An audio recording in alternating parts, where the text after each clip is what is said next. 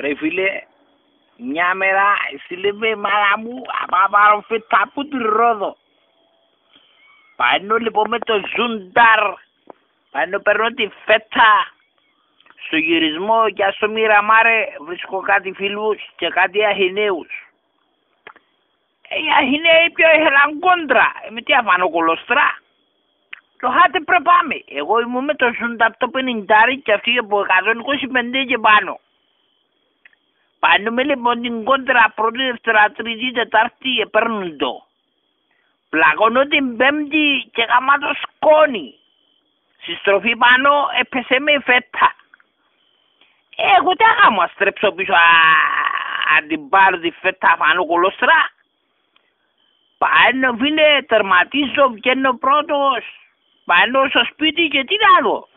Τη φέτα πάνω στο τραπέζι. Ξέρετε ο πατέρας μου που να με πέσει και έρχονταν από πίσω.